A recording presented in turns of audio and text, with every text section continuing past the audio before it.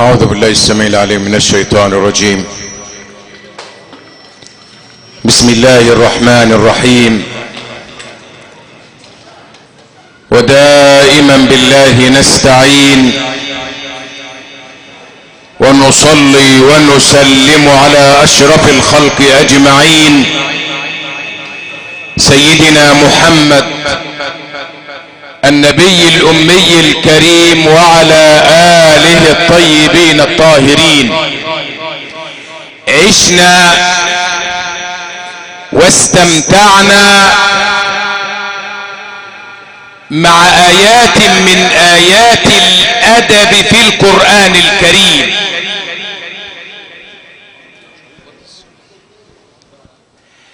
آيات من آيات الأدب في القرآن الكريم. القرآن الذي نزل على حضرة النبي صلى الله عليه وسلم كتاب أدب، كتاب أخلاق، كتاب قيم. استمتعنا إلى حديث النبي محمد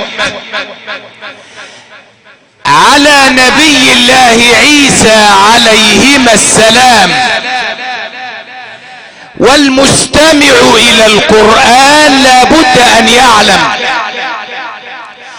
أنه كلام الكريم، وكلام الكريم على غيره كفضل الكريم على خلقه. سطور القرآن سطور وكلمات، سطور وبين السطور عبير تفوح علينا بترتيله. فسبحان من أودع الحرف نور يفوح علينا بأسراره.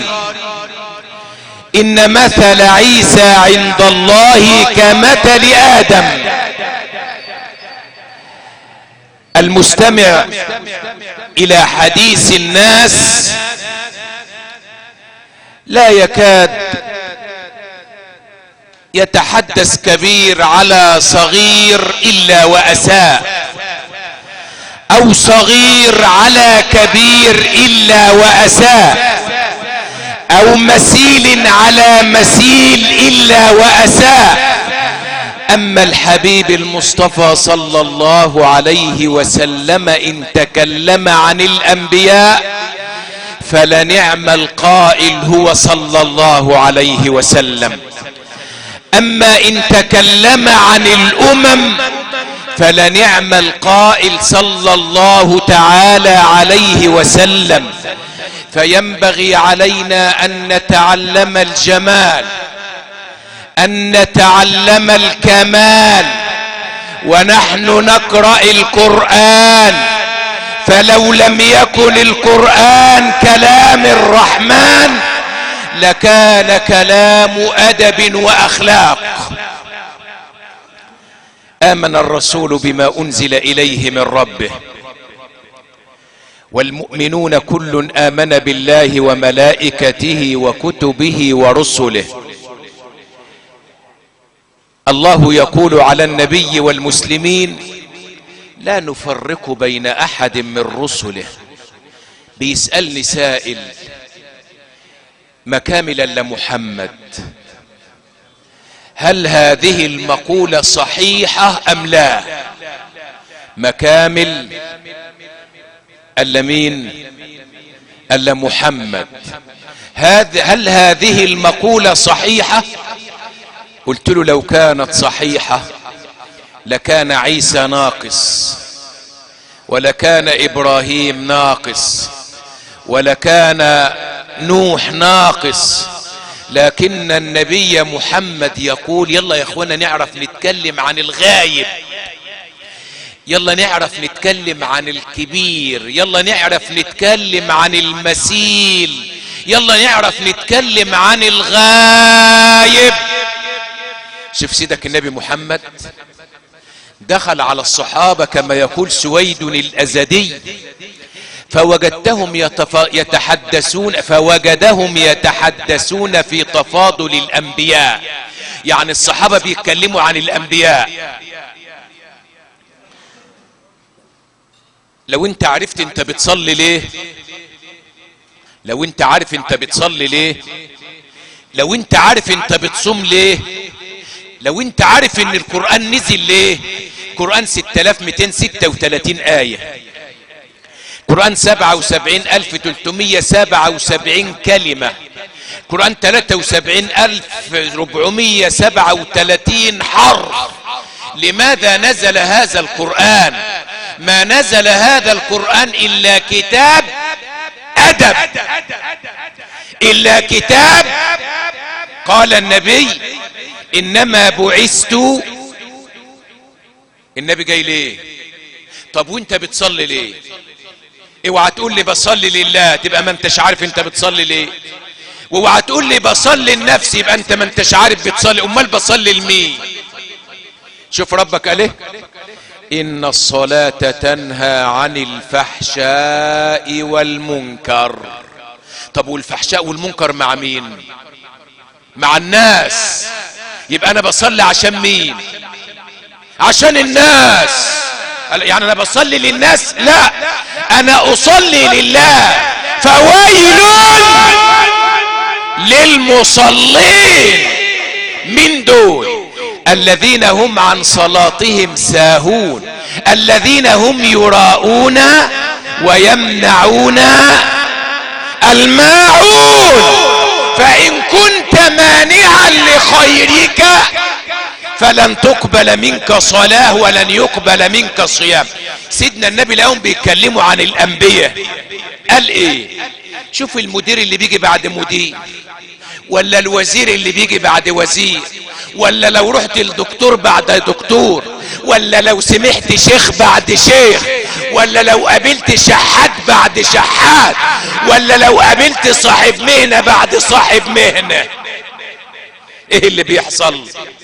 لكن سيدك محمد دخل عليهم لقاهم بيتكلموا عن الانبياء، قال لهم قد سمعت كلامكم، اما بعد فان ادم صفي الله وهو كذلك، وابراهيم خليل. اسمع سيدك النبي بيتكلم ازاي عن غيره.